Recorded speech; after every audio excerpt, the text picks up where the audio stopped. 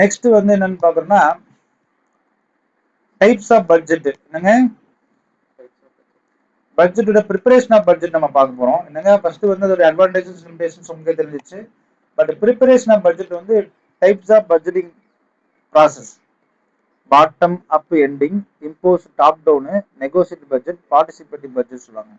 அப்போ ஒவ்வொன்றா பார்க்கலாம். ஃபர்ஸ்ட் வந்து stages in budgeting process. The important stage of budgeting process are communicating details of budget policy and policy guidelines to those peoples responsible for preparation of budgets.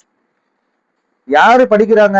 70 mark எடுக்கணும்னா அவனுக்கு தான் நீங்க budget போட்டுருக்காங்க. 70 mark எடுக்கணும் தான் போய் சொல்லி 70 மார்க் எடுக்கணும்னு சொல்லி அவனுக்கு தான் கம்யூனிகேட் பண்ணி 70 மார்க் எடுக்கணும் ஏதாவது பண்ணணும்னு சொல்லி. அதே மாதிரி பட்ஜெட் போயிட்டா அந்த கைட்லைன்ஸ் வந்து யார் அந்த ரெஸ்பான்சிபிள் பர்சன் போய் சொல்லணும்.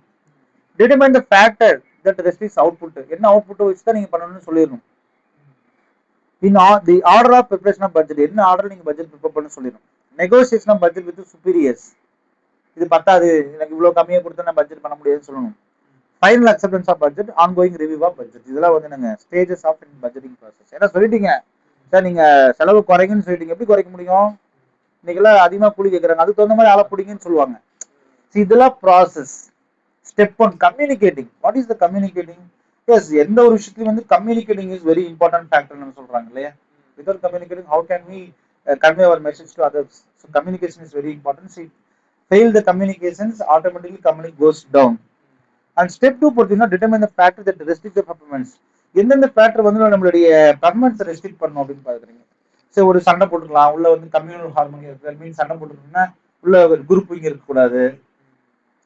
லேபர்ல குரூப்பிங் வந்து என்ன செய்வது, நீங்க சொல்றது கேட்கணும், முதல்ல உங்களுக்கு ரெஸ்பெக்ட் கொடுக்கணும், ஒபே ஆகணும். இந்த மாதிரி விஷயங்கள்லாம் என்ன ஆயிரும் ஆட்டோமேட்டிக்கா.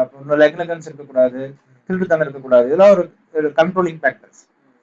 Order of budget preparation. What is the order? First sales budget is prepared.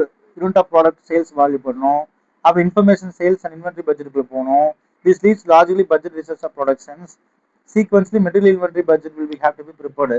அப்போ சார் நம்ம ஒரு விஷயம் சொல்லலாம் சார். இது எப்படின்னா சார், ஒருத்தர் வந்து எனக்கு 10,000 ஆர்டர் கொடுக்குறான். என்னங்க 10,000 ஷர்ட் எனக்கு தைச்சு கொடுங்கன்னு ஆர்டர் கொடுத்தானா, இதுதான் சேல்ஸ் ஆர்டர். இதை வச்சு தான் நம்ம என்ன 10,000 சேல்ஸுக்கு எவ்வளவு மீட்டர் நம்ம துணி வாங்கணும், எவ்வளவு லேபர் வேணும், எவ்வளவு மெட்டீரியல் தேவைப்படும், எவ்வளவு ஹவர் தேவைப்படும், எவ்வளவு பெரிய யூனிட் வேணும் நமக்கு, இதெல்லாம் நீங்க அதுக்கப்புறம் தான் ஃபிக்ஸ் பண்ண முடியும். அப்ப ஆர்டர் வேணுமா இல்லையா? ஆர்டர் வைஸ் தான் நம்ம ப்ரிப்பேர் பண்ண முடியும். பட்ஜெட் போட்டா மட்டும் பார்த்தாது. இப்ப எனக்கு 10,000 ஷர்ட்ஸ் நம்ம அடுத்த மாசம் சொன்னா இதுக்கு முதல்ல இதெல்லாம் நீங்க ரெடி ஆகுதான்னு பார்க்கணும்.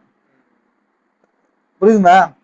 During the preparation of sales of production budgets, managers of all cost centers of the organization will prepare their draft. அப்போ ஒவ்வொரு காஸ்ட் சென்டர் நீங்க ப்ரிப்பேர் பண்ணணும். சார் மெட்டீரியல் எவ்வளவு வேணும், அவன் வந்து காஸ்ட் சென்டர் கரெக்டா ப்ரிப்பேர் பண்ணி வச்சுக்கணும். லேபர் வச்சிருக்கக்கூடிய லேபர் எத்தனை லேபர் தேவைப்படும், அவங்க நல்ல ஆள் இருக்கிறாங்களா, அவங்க எவ்வளவு சம்பளம் ஃபிக்ஸ் பண்ணி வச்சுக்கணும்.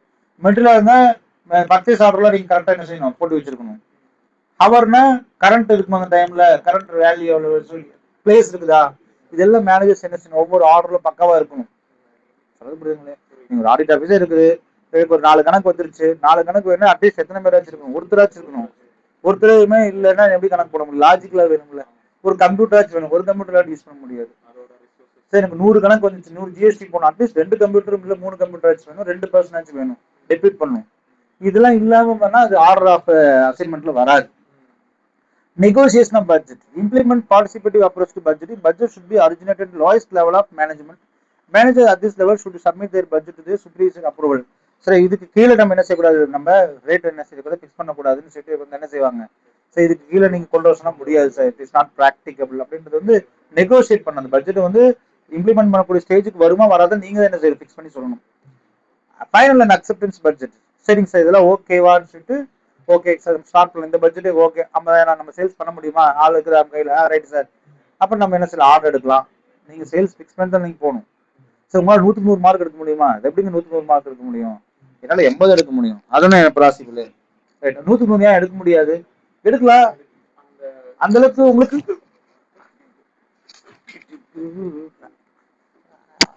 போயிட்டா